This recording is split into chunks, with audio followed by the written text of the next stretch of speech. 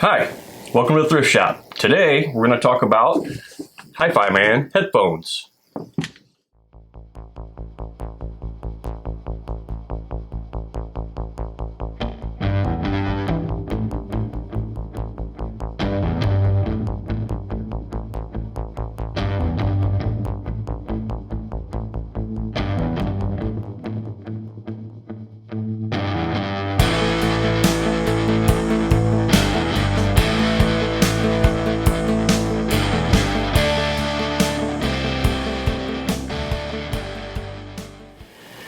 Alright, let's talk about Hifiman headphones. The first headphone that I ever got from Hifiman is the HE4XX. It was on drop. It was, I think, initially released at $159. I think I paid around $130 when I got mine, and I probably used this headphone more than any headphone that I have, just because I think I've had it the longest. Has the old school headband on it. Nothing wrong with it. Mine hasn't broke. I've heard reports of these breaking, but I haven't had any issues. Nothing wrong with it. It's not too heavy. It's 370 grams. It's got a frequency response of 20 to 35,000 hertz. So on the books it doesn't go that low, though it sounds like it goes lower. Easy to drive. It's 35 ohms, 93 dB efficient. So absolutely love it. Every headphone that I've listened, or every amplifier I've used with it has worked great. Great amount of sound and detail. So moving on, we're going to talk about the next unit, which is the HE560 version 4. These originally retailed on, this is a Hifiman and special edition through Adorama. Initially retailed for $899, though I've seen it hovering around $700. And I got mine open box through Adorama for $229. I think it's probably the deal of the year, quite honestly. Absolutely amazing. Ever since I heard these, just blown away by them. New headband, fits my head perfect, comfortable. Frequency response of 15 to 50,000 hertz, 50 ohm, 90 dB, and about the same weight as the HE4XX. Only 10 grams difference. This is 380, 370. They're basically identical, other than the headband. Same cups. You can clearly see the difference in the driver. The planar diaphragm drivers are different, larger in this one. This isn't the easiest thing in the world to drive. I will say that. It pretty much took the whole shit Asgard 3 to drive it. It much prefers running balanced on the Jotunheim or something a little more power. Does make this sound a lot better. It does create power, so on specs you wouldn't think that it's only like 3 dB less efficient than this, other than the impedance difference of 15 ohms. Quite different in how it reacts to the amplifier. I don't know if the specs are off on this, but amazing product. And last but not least is the HE6SE V2, another Adorama Hifiman collaboration. Originally retailed for $1,799. This has a frequency response of 8 to 65,000 hertz, 50 ohms, same as the HE560, but this is 83.5 dB efficient, so much less efficient. Though these, I would say, they act more similar to what kind of amplifier you've got them connected to than the 4XX.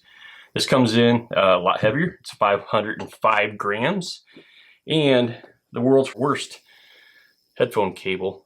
It's like a cable within a cable. This sleeve is clear. Hifiman sells this cable alone for $399 on their website. Probably the worst money you could ever spend, but I'm using it. Nothing wrong with it other than how it looks and feels, but it doesn't get kinked up. Nothing wrong with it. You'll notice that I have replaced all of the grills, the stock grills, with a honeycomb grill. I do think that these sound much better being completely open. Actually, I ran them without any grill on them, but just put these back on. So well, it only takes a couple seconds to literally pop out the grill, so don't be afraid just to pop them out and try it yourself. How do they sound?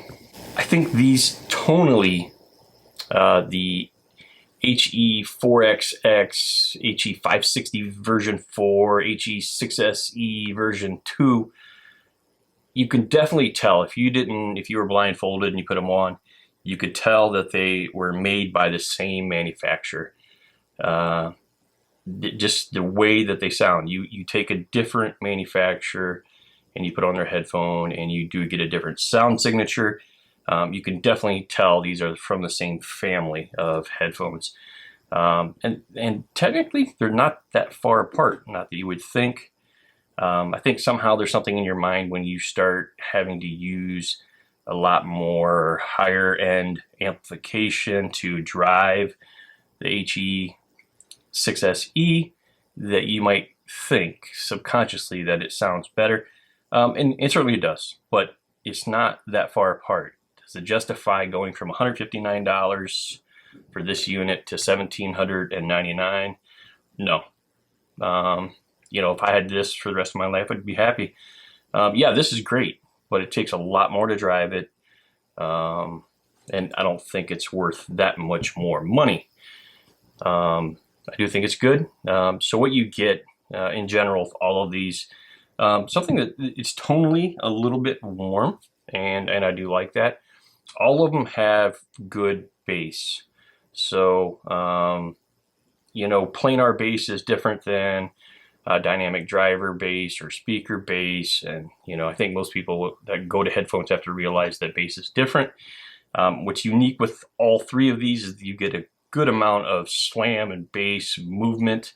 All you need to do is pull them away from your head a little bit, decouple, and you'll really feel how much bass is actually going on. That those drivers breathe a little bit, and you can really tell. Good, deep bass.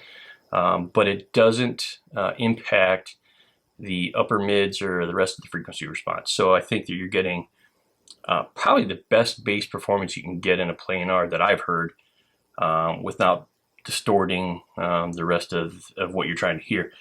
And I think the difference between these three units is how much layering and separation you get within the soundstage. Clearly the HE6SE is going to give you the best soundstage, the best layering and instrument separation. So clearly, you know, it's above and beyond the rest of these, but is it worth it? The difference between these two, the 560 and the 6SE, are very minimal. I mean, we're talking, you know, you really have to close your eyes, concentrate, and do critical listening to tell the difference. Yes, they're different. There's no doubt they're different, but it's not, I don't think from a money standpoint, from a value standpoint, it's not worth going up to this unit and from this. So, and then comparing to the 4XX, really, you're getting a simplified soundstage. You're getting, you know, the great planar kind of fast speed. Both of these, all these sound the same from a speed and attack standpoint. It just comes into soundstage, and this one is better soundstaging than the 4XX. But the question is, you know, is that for you?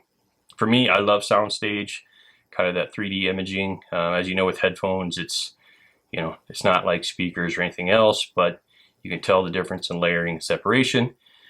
To me, the best buy of all of these is clearly the 560 V4. You know, you can drive it with most headphone amps that are on the market, even the lower end ones. You're getting, you know, really, really good performance for $229 through Adorama. Probably again, the best deal of the year. If you see it, go get it. I wouldn't spend $8.99 for it, by the way. Now, does it make sense to have all three of these? No. The sound signature of these, as I mentioned, is so close to each other that I think it's money well spent. If you have the 4XX, just stay with it. live with this happy. You don't need to go up. You're not going to get, you know, you're not going to get much more by going to any one of these others. Yeah, they're good. Yeah, they're better, but you know, you'd probably be better off going to a different brand. Thanks for this shot. Appreciate it. Make sure you subscribe, like, and comment. Add a comment. I will respond. And thanks. Bye.